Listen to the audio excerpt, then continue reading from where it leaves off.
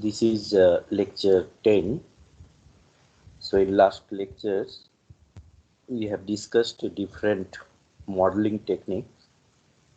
One is that state space, one is that transfer function modeling, and we have also discussed the block diagram representation, and from block diagram how to represent a dynamical system in signal flow graph.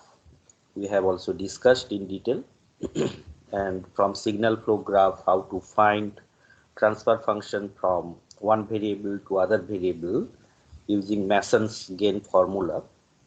We have discussed in detail with some examples.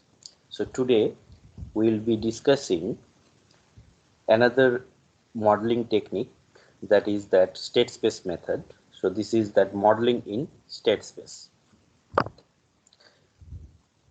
So first let us see what are state variables. So this is actually the smallest set of variables that completely determines the behavior of the dynamical system for any time t, suppose t greater than t0.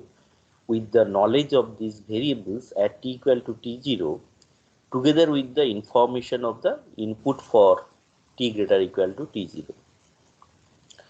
So that means this is the smallest set of variables, and if we know the values of those variables at t equal to t0, and if we have that information about that input t greater than t0, then we'll be able to describe the dynamical system. So this is the smallest set of variables. So let us see what is state variables. So state variables,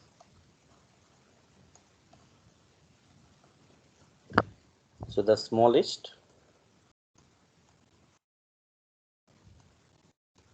so this is very important, that smallest, because we can take a number of variables, they may not be the smallest set, so then that set is not the state variable set. So the smallest set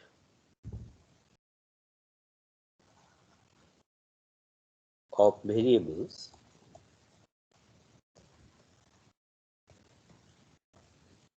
that completely that means we can find what to be its outputs, what are the other variables involved in that particular system, and what are the initial conditions, etc. Everything we can have from the set of variables.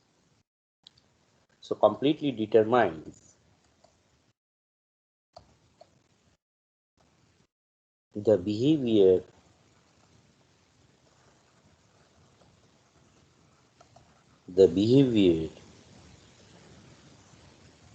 of the dynamical systems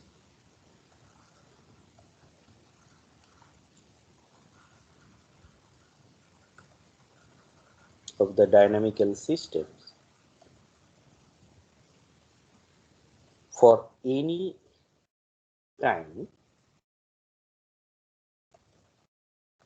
t greater equal to t0, with the knowledge of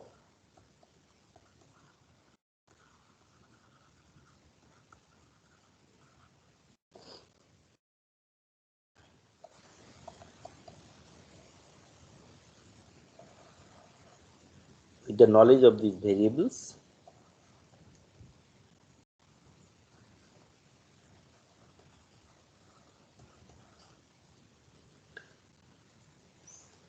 at t equal to t0. That means if we know what are the values of those variables at t equal to t0, together with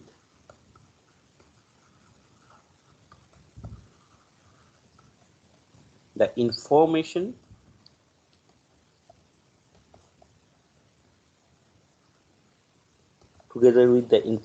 of the input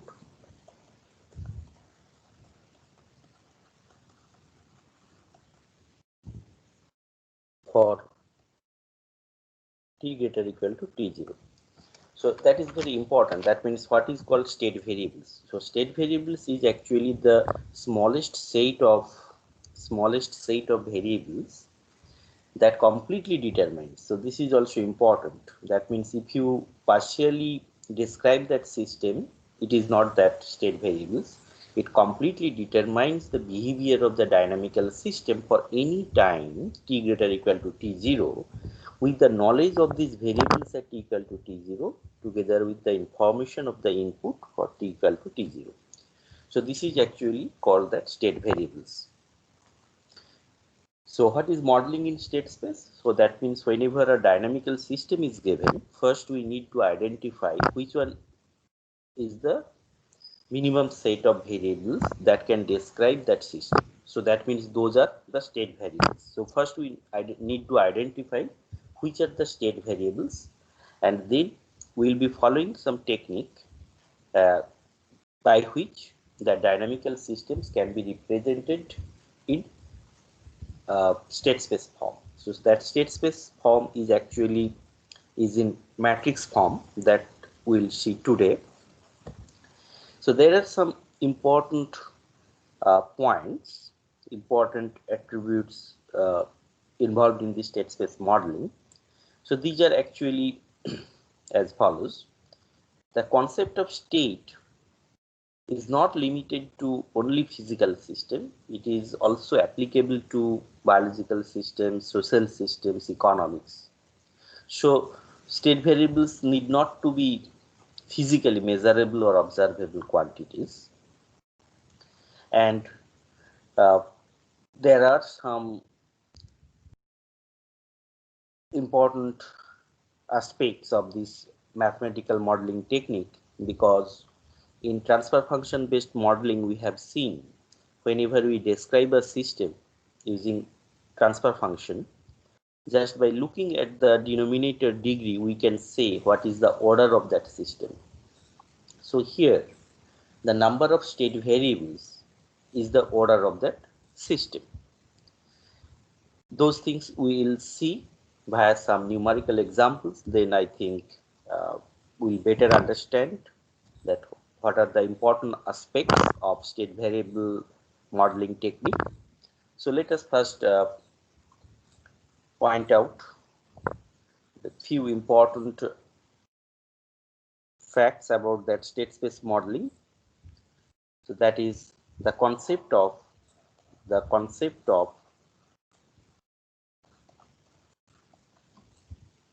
state is not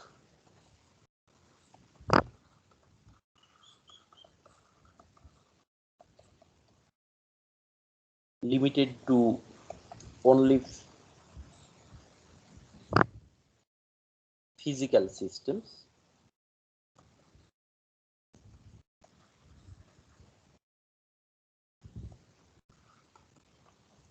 It is also applicable to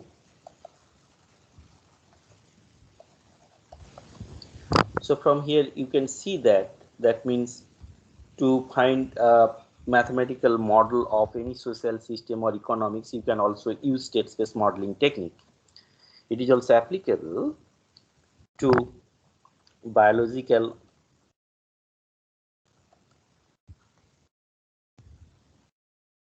systems, economics, social systems, etc. So you may think of like that state variables means always it should be the physical quantity. It is not. That means the state variables need not to be physically measurable or observable quantities.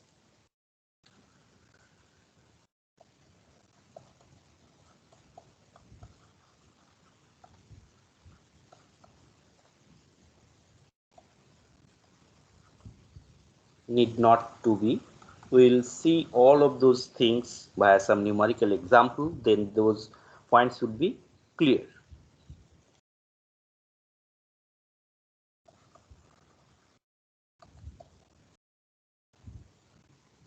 physically measurable or observable quantities.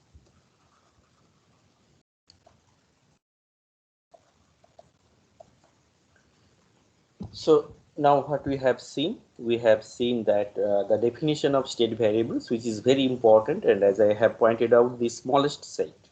So if anyone asks you what you mean by state variables, so you need to mention that this is that smallest set of variables that can completely determine the behavior of the dynamical system.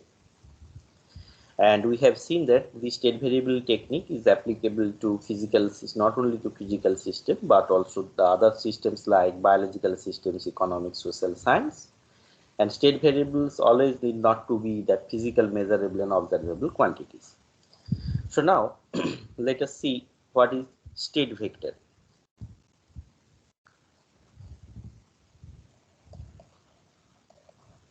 State vector.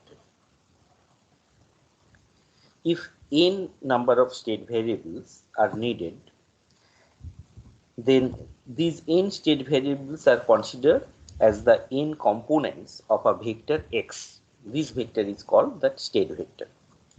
So suppose if n state variables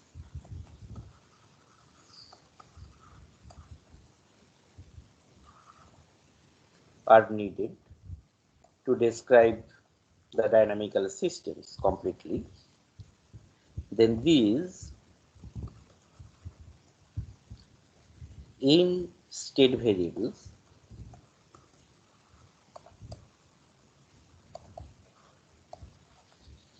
are considered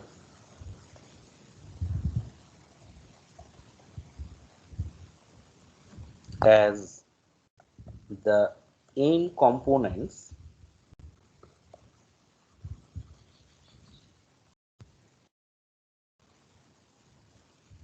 of a vector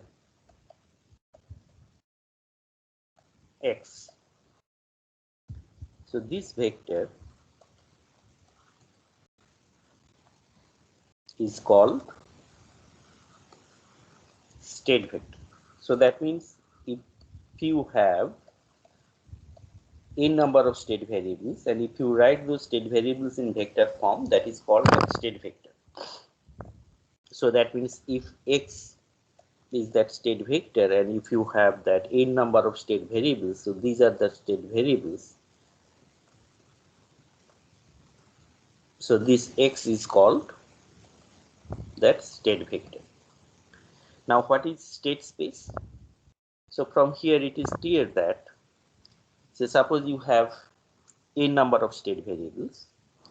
So now the n-dimensional state space whose coordinate axes are x1 axis, x2 axis, xn axis, like that. That means if you have suppose two state variables, and if you consider the two-dimensional space where in one axis one state variable is one axis is denoted by one state variable and other axis is denoted by other state variable in this two-dimensional case. So now the state space here, it is the two-dimensional state space. So here what is that state space? What is the state space? The n-dimensional space. So that means in case of n number of state variables, the n-dimensional space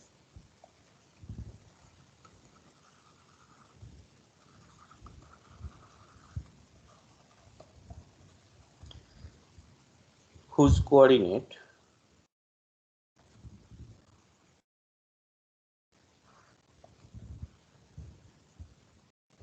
axis are x1 axis. That means each axis is represented by one state variable, x2 axis, and so on. So you have xn axis is called a state space. So if you have n number of state variables, so it is n-dimensional state space. So now we'll see one example.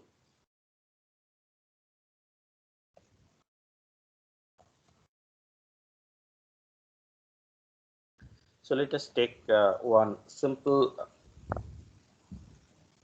third order differential equation.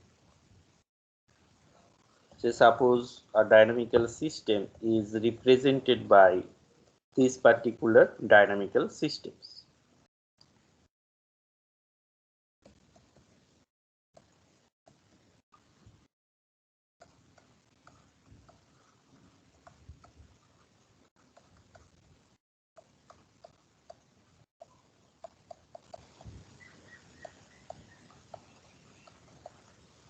So suppose a dynamical system is represented by this dynamical system where input is ut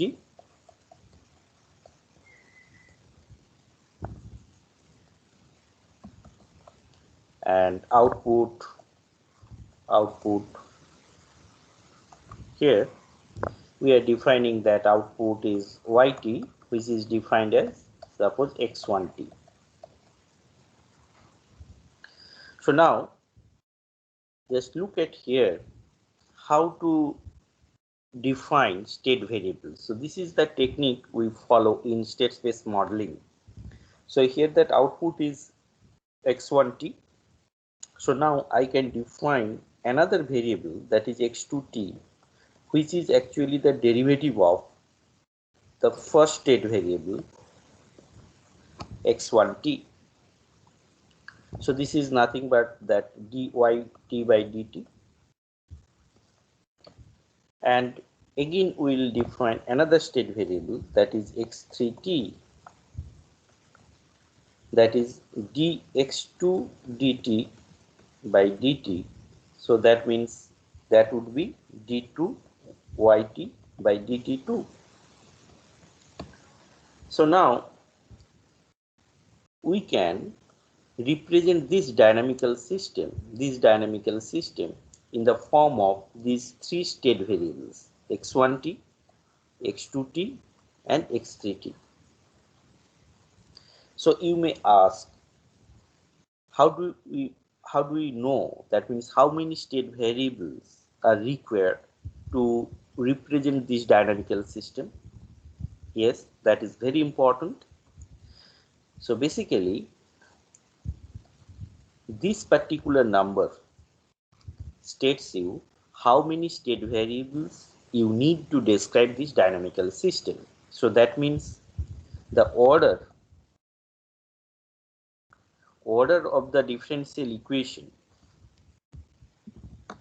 would be equal to the number of state variables. That means minimum number of variables you need to describe this dynamical equation. So let us write. So here you see that order equal to 3. So that is actually the order of the differential equations. So that means it indicates you need 3 state variables. 3 state variables are required to describe this particular system. So this is a very important fact in state space modeling. So as I have pointed out, so before getting the model of that dynamical system in state space framework, you need to identify how many variables are needed or how many state variables are needed to completely describe that system. Whenever the system is described in dynamical equation form, just by looking at the degree order of that dynamical equation, you can decide how many state variables are needed. Then you need to follow this technique. So suppose that output is one state variable, then you define the other two state variables in that way. So now if you represent this dynamical system, so how it looks like, here you can see. So x3t is equal to d2y by dt2. So then for this particular dynamical equation, I can write that x3 dot. So x3 dot means d x3 by d dt means, so if we just write here dx3 by dt, so this is nothing but d3y by dt3, which is this term and that term, they are same. So here we can just write,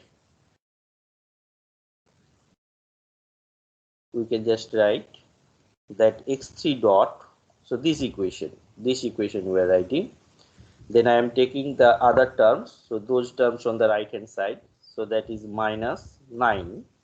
And now you look at here d2y by dt2, so d2y by dt2 is nothing but x3t, that is x3t. So then minus 26 dy by dt, so dy by dt is equal to x2t. Now minus 24 this term, yt equal to what? Yt equal to x1t, and this term you have, that is 24 ut. So now you can write these equations like that. So what is x2 dot t? So x2 dot t, here you can see x2 dot t is equal to x3t, and what is x1 dot t? So x1 dot t is equal to x2. So that means you have three state variables, and we have written three dynamical equations, differential equations. First order differential equation, that is x1 dot t, x2 dot t, and x3 dot t. So now next step is we need to represent these dynamical equations in matrix form. How we can do it? So if we write this one, x3 dot t, x2 dot t, and x1 dot t. So then here you have x3t, x2t, and x1t.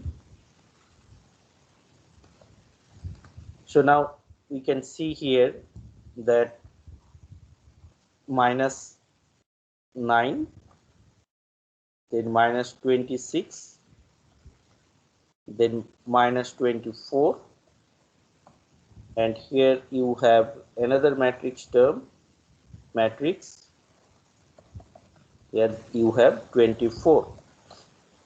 So the first equation is written in matrix form. The second one you can see here, this one, so x2 dot equal to x3t, so that means you have 1 here, rest of the terms are 0, and this one x1 dot t equal to x2t, so you have 1 here, this is 0. So this is actually the representation of this particular dynamical system, in terms of the state variables. So three state variables are there, x1, x2, and x3. And one thing is left, that is this equation. This equation we have not represented yet. That is, what is that output? So output equal to yt equal to x1t, you can see here, and we have defined like this. So now you can write that yt, that is that output, equal to, again you need to represent it in matrix form. So three state variables are there, x3t, x2t, and x1t. So then that would be, and here you have 0 into ut, because that output is not directly related with that ut. So here you can see that yt equal to x1t, so that can be represented in matrix form 1. So this particular structure, so this one and that one, they are called that state space modeling of this dynamical system. So that means whenever a dynamical system is described by one differential equation just by defining three state variables, and here I have shown how to define state variables and how to choose the number of state variables. So the number of state variables is dictated by the order of the differential equation. So here that order is 3, this order is 3. So that's why you need 3 state variables to describe that system. And just by defining state variables and following this particular technique, you can represent that differential equation in matrix form. Now you may ask a question, that means here I have followed this sequence x3, x2, x1. So can we just change that sequence? That means if I write x1, x2 dot, x3 dot, or x2 dot, x3 dot, x1 dot. So is it correct? Yes, it is correct. So any sequence you can follow, because later on you will see that the state space modeling is not unique. That means for a same dynamical system, you can have infinite number of state space modeling. So the state space modeling is not unique, and here you can follow any sequence, maybe x3, x2, x1, or x1, x2, x3, or x2, x3, x1, whatever sequence you can follow. So this is actually the technique we need to follow for representing a dynamical systems in state space framework. So let us see, that means how this particular modeling is related with the transfer function based modeling. So for this particular dynamical systems, so let us write it again. So here that is d3y plus 9 d2y 26 dy by dt plus 24 yt plus 24 ut. So here we are interested in what is the transfer function. So what is its transfer function?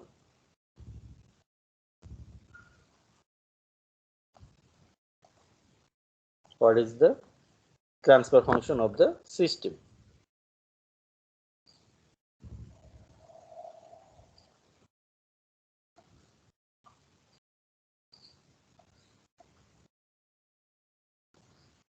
So what is the transfer function of the system? So we have seen two modelings. One is this one, that means the system is described in differential equation form. We have seen another one, that means it can be represented in state space form. The third one, we are just looking for the transfer function based modeling. So here,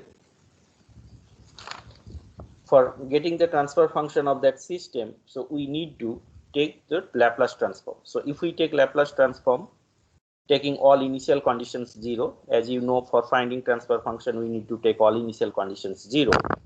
So if we take the Laplace transform, here we can write that taking Laplace transform,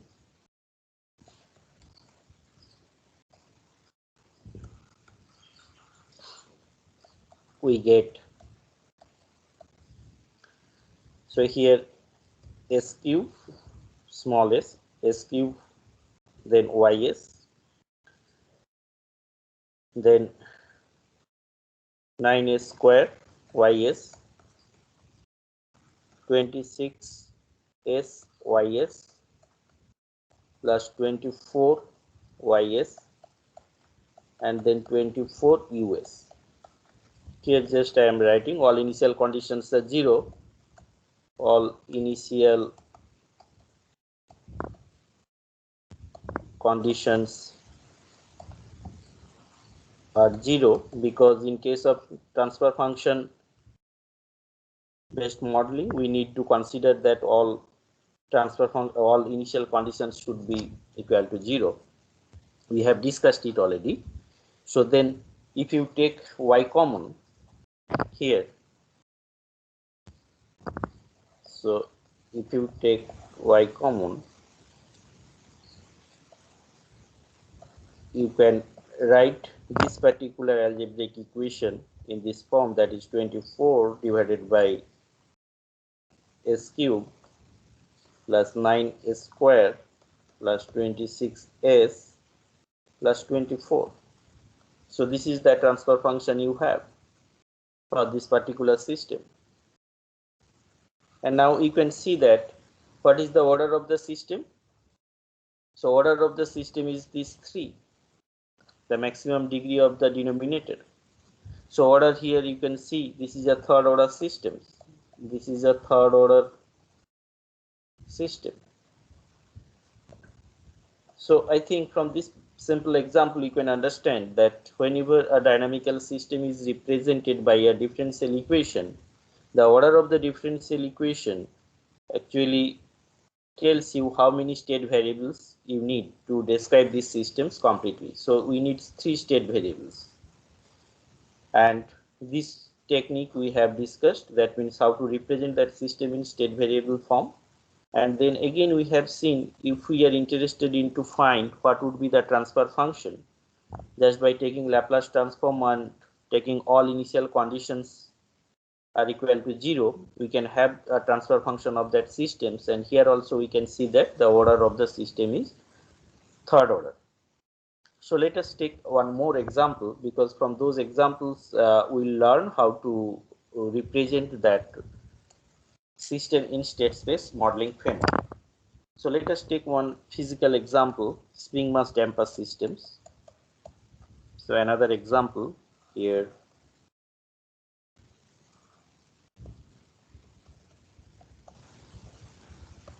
So we assume that this is frictionless, and we have two masses here, mass 1 and mass 2. Mass 1 and mass 2, they are connected via a spring. It's a linear spring we have considered, and here the displacement is x1,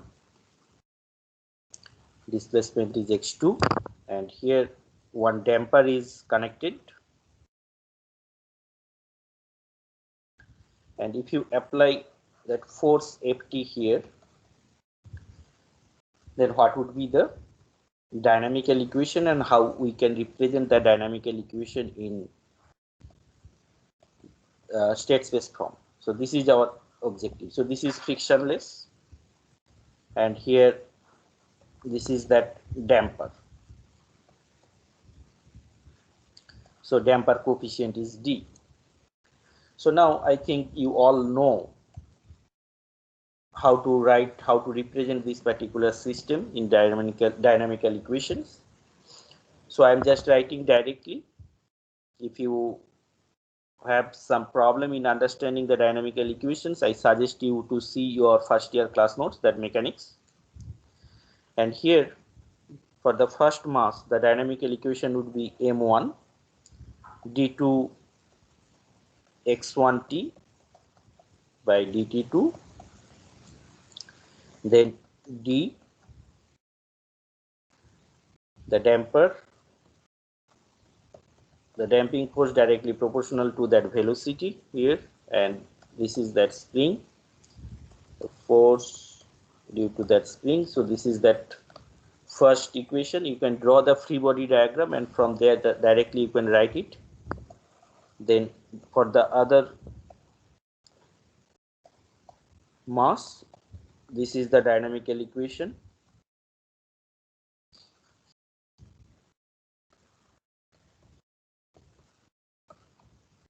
Equal to the applied force. So now you can see that. So if you have one physical systems like that, two masses, one spring and one damper, you can represent it just by writing two differential equation. So now our objective is to represent this particular system in state space form. So you just look at here, as you have two differential equations, and then we need to understand that how many state variables we need to describe this particular system. So one important thing is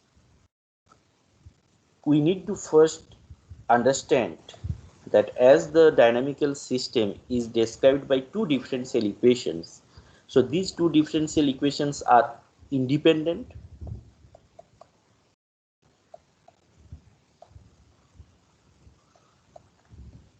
So differential equations are independent. Independent means, you know, those coefficients are not just the factors, multiplication factors. Like if you have one differential equation, say 2 dy by dt equal to suppose 5. Now if you multiply with 3, so then another one would be 6 dy by dt equal to 15. So that means these two differential equations, they are actually linearly dependent. So in this case, first you need to see whether the differential equations are linearly independent or not. So in this case, they are linearly independent. You can see here, if you look at the structure of the dynamical equations, then you can see these two differential equations are linearly independent. And then you look at the order of the each differential equations. So this order is 2, and here this order is 2. So that means whenever you have more than one differential equations that are describing the dynamical system, first step is to see whether the differential equations are independent or not. If independent, then just look at the order of the differential equation. So here you have 2, here you have 2. So now the number of state variables required to represent the dynamical system is equal to the sum of these orders. So that means here I can write that two differential equations. This is very important, that two independent. This is very important, independent. Two independent differential equations. So order of the system,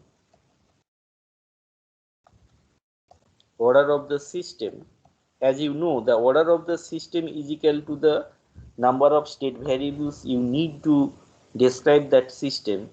So is equal to sum of the order of the differential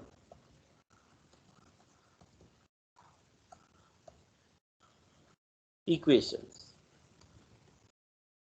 So in this case, you have 2 plus 2, that is 4. So number of state variables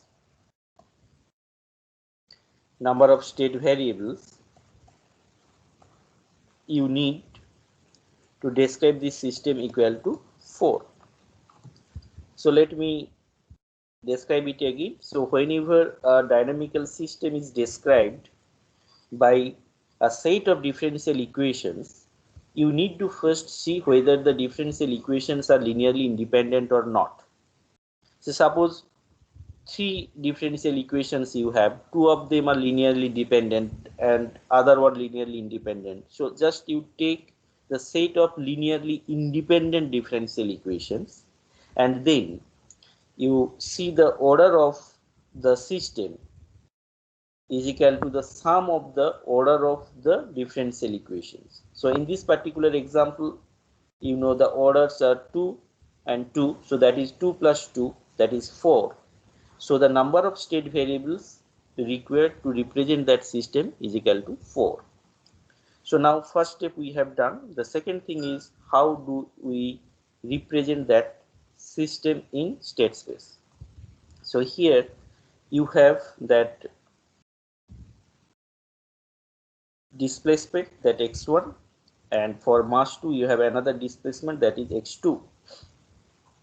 So that position x1 and position x2. So now we define the other two state variables, that is the derivative of those displacement, that is that velocity.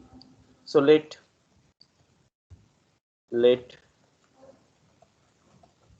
v1, that is the velocity, is equal to dx1 by dt, and v2 equal to dx2 by dt. So take these two variables as state variables, v1 and v2. So now for the first state variable, so here you can see that dx1 by dt, so v1 equal to dx1 by dt. So now if you take dv1 by dt, so that means if you take dv1 by dt, that would be actually d2 x1 by dt2.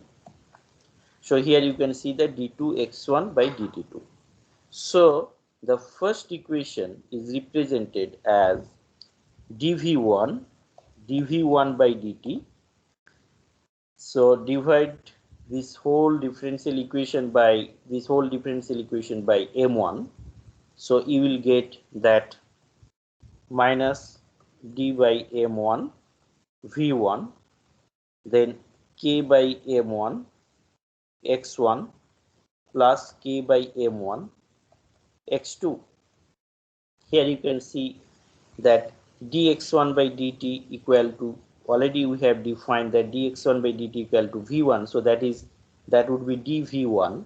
Here you can see, and if you take it on the right hand side, that would be minus dv1. So here you can see that minus dv1, and if you divide the whole terms by m1, that would be minus d by m1 v1. Similarly for the other term, you can see here that kx1, and here we have written that minus kx1 divided by m1, and the other term is this thing.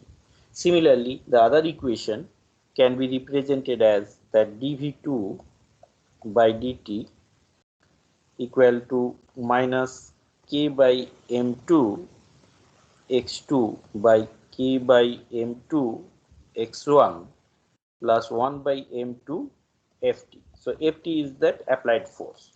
So now we have two equations here, and you can see that this is third equation, this is fourth equation.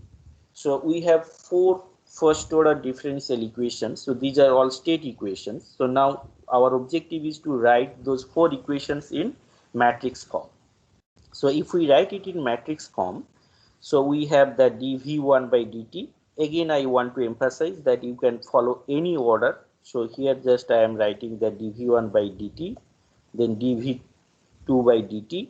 So these all are actually that first order differential equation. So in state space, on the left hand side, you have only that first order differential equation term, dx2 by dt. So you have four state variables, and this is that first order derivative of those state variables. So now I am writing it in state space form. So dv1 dt. So here obviously you have that state vector. So state vector is v1, then v2, then x1 and x2. So this is that state vector. And what is your input? So input we have only ft. So now let us see how to represent it in matrix form. So dv1 dt, that is v1, so minus d by m1, so this term, then v2, so there is no v2 term, this one, and then this term, that is minus k by m1, and the last term is k by m1.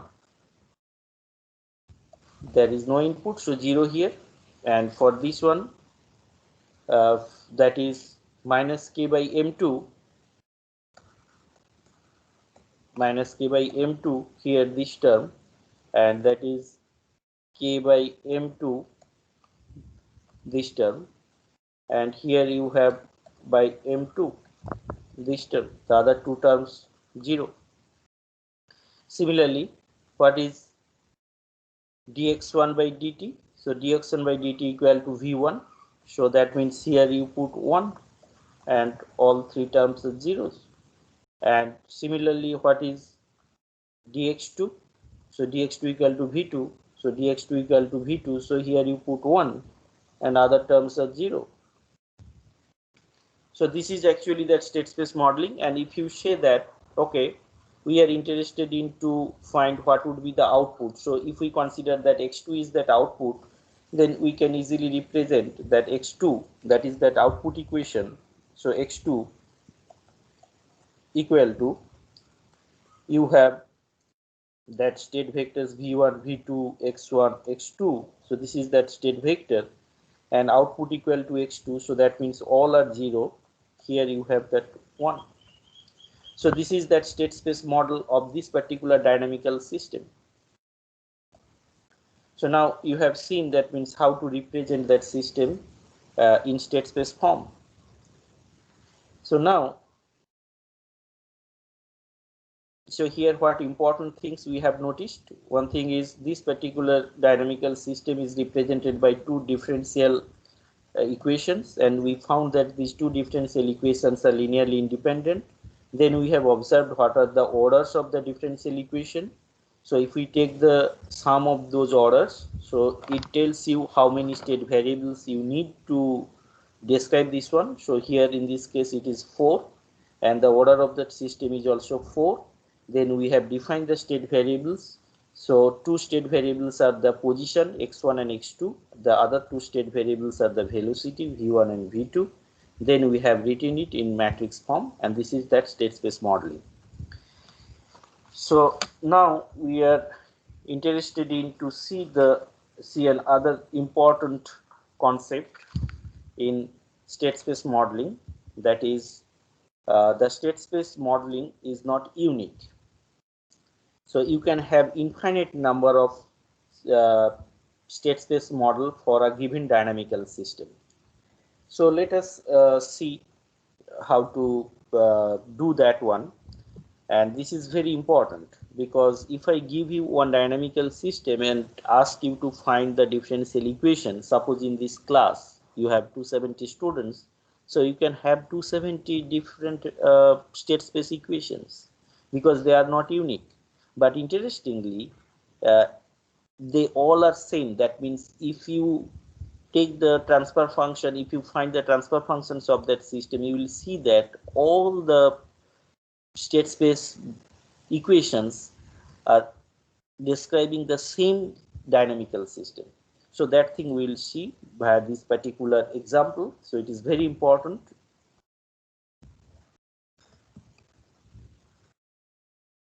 So from this example, we'll learn that state space is not unique. So let us take one, already we have taken one mechanical example. Now let us take one electrical example. So take a simple circuit.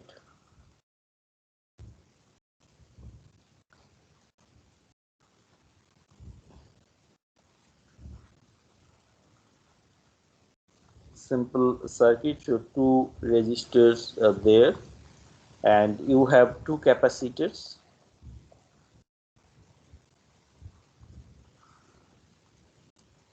There is no voltage source, so basically there are some initial charges. So suppose the capacitance is C, and it is some initial charges Q1 and Q2, and this is that resistance R. Suppose that current what is flowing, that is I1, and here that current is flowing I2. So now you just apply that KVL. So I'm just writing directly here. You can see for the first loop, for this particular loop, so this loop, if you see this loop, so I'm writing that KVL, that is Q1 by C, that plus minus, then current is flowing along the direction, that is plus minus, so this is I1 R, and then here if you traverse along this direction minus plus, so that is minus, that is q2 by c equal to 0. So this is that first KVL, and if you just see this particular loop, what will you get? That q2 c, that is plus minus, and it is again for current is flowing along that direction, so that is I2 into R equal to 0. So you have two KVL equations, and from here another relationship you can have, that is current, this current I1. So current I1 equal to dq1 by dt, that is q1 dot, and another thing is that I2 minus I1. So if you just look at this particular node, so I2 minus I1, so here this is I2 and this is I1, and there will be some current here, so that is equal to dq2 by dt equal to q2 dot. So then you can write from here, that is I2 equal to I1 plus q2 dot. So I1 equal to q1 dot, so that means if you replace it here, you will get q1 dot plus q2 dot. So those relationships we can have from this particular circuit. Then let us write the state equation. So from first equation, here you can see this is that first equation, and in place of I1, I will be just putting q1 dot. So then if I write it here, so what I will get, that is R q1 dot, you can see it here, this term R q1 dot, then I am taking this term on the right hand side, this term on the right hand side, so that means minus q1 by c and plus q2 by c. So this one equal to minus 1 by c q1 plus 1 by c q2. So we have this first equation. And what is that second equation? Second equation you can see here, I2 here, I2R equal to minus q2 by c, and here you can see this I2 equal to q1 dot plus q2 dot. So you can write it here, that R q1 dot plus q2 dot equal to minus 1 by c q2, the second equation. So then if you write it in matrix form, what will you get? So I am writing it in matrix form. So on the left hand side I have q1 dash, q1 dot and q2 dot, that means first derivative of q1 and q2, and then the right hand side we can write it in matrix form, that is q1 q2, and here you can see that minus 1 by c plus 1 by c, then minus 1 by c 0, and here the first one is this one and the second one is this one, you can see here. So these two equations are written in matrix form. So now what is q1 dot and q2 dot? So q1 dot and q2 dot, just apply matrix algebra, q1 dot and q2 dot. If you multiply the inverse of this matrix from left hand side, so then you have R 0 R inverse minus 1 by c 0 minus 1 by c q1 and q2. So then what we can see, first we need to find what is the inverse of this matrix. So as you know, I think all of you know it, the inverse of this matrix, again I am just finding it here, the inverse of this matrix is R0 RR. So that is, find the determinant, that is R square, and if you find that adjoint, that would be R minus R This is transpose. If you forget that inverse of a matrix, please see some linear algebra book, and then you will get 1 by r 0 minus 1 by r 1 by r. So this is that inverse of this matrix. So now if you replace this one here and if you multiply it, then the final expression that you would have, that is q1 dash, not dash, the derivative of first derivative of q1 and q2 is equal to, so just replace it, just replace this one here, that is the inverse of that matrix, and multiply, then you will get minus 1 by cr, 1 by cr, then 1 by cr minus 2 by cr, q1 q2. So now you can see that this is that state space model of this particular circuit. This is that state space model, this particular circuit, where the state variables, we have taken the state variables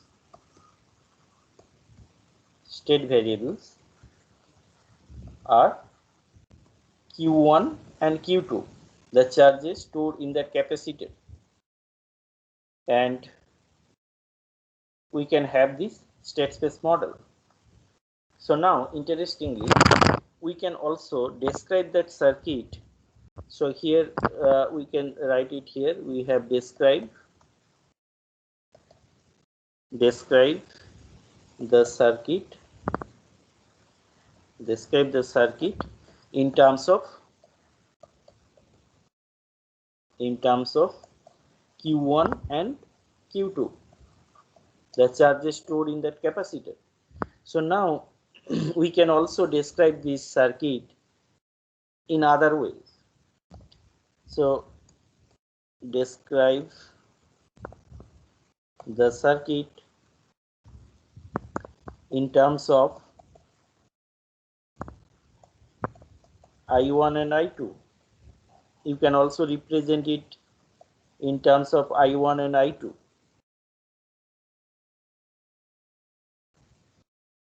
So let us see how.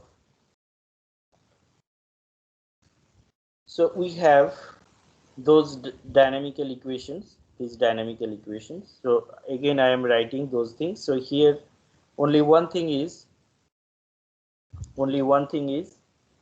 that we have represented it in this form, that is 1 by c dq1 by dt plus r di1 dt by 1 by c dq2 by dt equal to 0. Just look at here the dynamical equation that we have. The first dynamical equation here, if we take the derivative, of this one, so basically that would be 1 by c dq 1 by dt plus r into di1 by dt minus 1 by c dq2 by dt. So that equation I have written here just by taking derivative.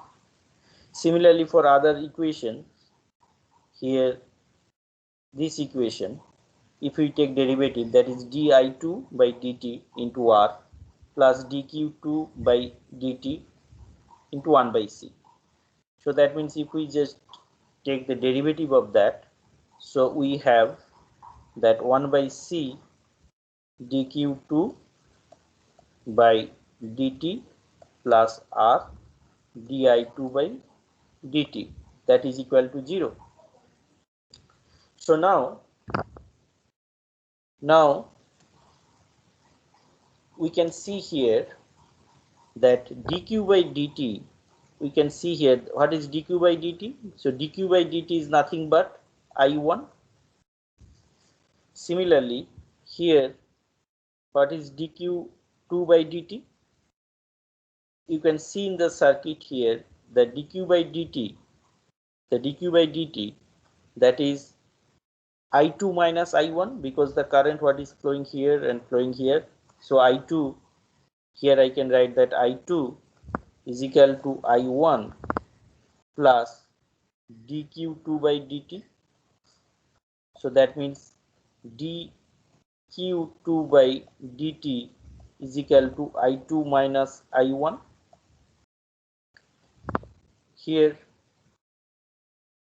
dq2 by dt equal to I2 minus I1. So that is I2 minus I1. So now we will just write these equations here. We keep this term the left, that is r di1 by dt, and if you just divide this r, these equations by r, so then you can have di1 by dt equal to minus 1 by cr, the first term. In place of dq1 by dt I am writing I1, and the second one here, that would be 1 by cr, because you are dividing these whole terms by r. And what is dq2 by dt? dq2 by dt, we have seen that this is I2 minus I1. So if you just simplify it, you will get that minus 2 by RC I1 plus 1 by RC I2.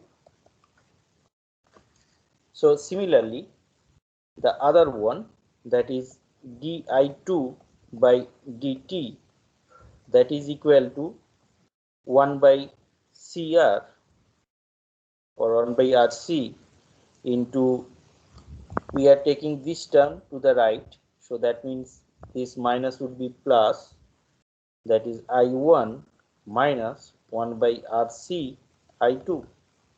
So you have now two differential equations in terms of I1 and I2.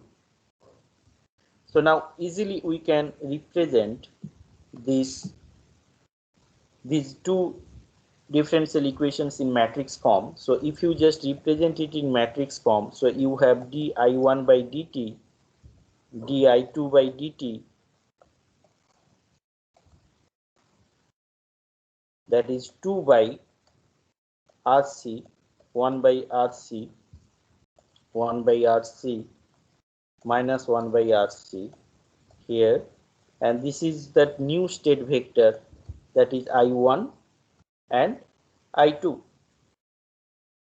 So as it is I1 and I2, then you can see here